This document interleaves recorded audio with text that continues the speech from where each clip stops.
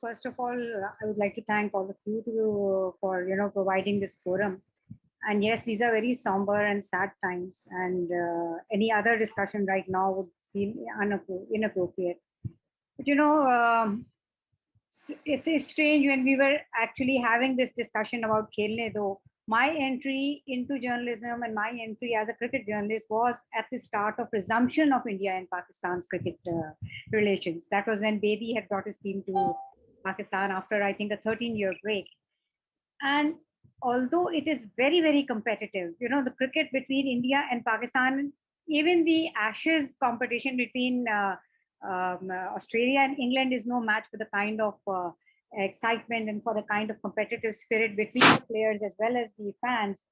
But the best thing is that off the field, the friendships that have been formed and the bonds that are created, they have outlasted any other kind of interaction between the two countries. And that, I think, is the way forward that can take the relations forward, and especially at a time like this when there's so much of grief all around. And I know that this is a very difficult and different kind of a pandemic, because earlier, there's a quarter of humanity living in South Asia, and all of our countries carry some kind of a historical baggage with each other. But in times of trouble, in times of sadness, they have come together. I still remember when Pakistan was hit by cyclone. It was the cricketers who brought together a relief 11, and they helped in raising funds for relief. So similarly, now this is such a sad time that maybe the cricketers, and I'm talking cricket because I was a cricket journalist, and also because I've always said that, for this region, cricket is like an alternate religion. That is something that unites everybody across, ethnic lines, across sectarian lines, and across religious lines. I wish there could have been, a relief 11 from different countries, South Asian countries, put together and have a match for not just raising awareness for what India is going through right now, and for even Pakistan is not very far behind, unfortunately, in the way pandemic is affecting us.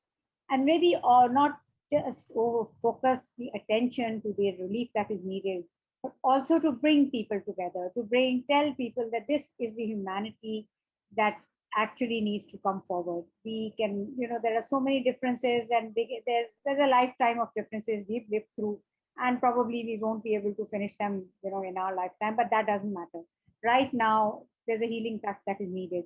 And Rajdeep had brought up such a nice element into the medical assistance. And I've also put in chat the another instance, which is currently ongoing. I know that kind of tourism is off, but with the help of Jaipur Foot, which is an Indian organization led by Dr. Mehta, there is a Rotary Artificial Limb Center working in Pakistan. And just 2 weeks ago, they celebrated the fixation of 25,000 limb.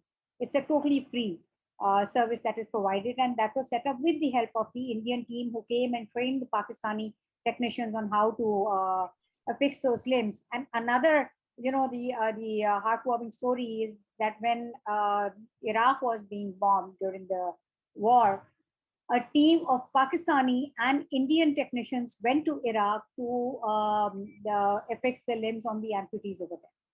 They worked together over there, and they themselves, I think they fixed about 1,000 limbs in a few weeks, and they came back from there. So from people to people, I don't think it's difficult, to form those bonds and to take things forward and bring in the positivity. And yes, I also feel like, it shouldn't just take a tragedy to bring us together.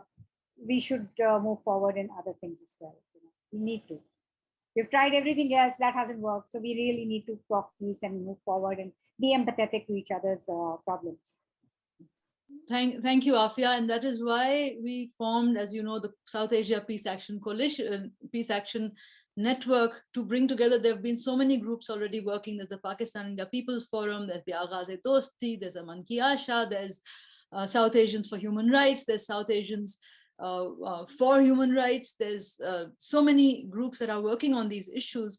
And so hopefully this coalition and people here in this meeting are representatives of all those organizations, and also many people who have never been part of any peace building at all either. So we want to just try to give a momentum to this issue and to get people together on one platform. And we have a three-point agenda, which I will maybe share later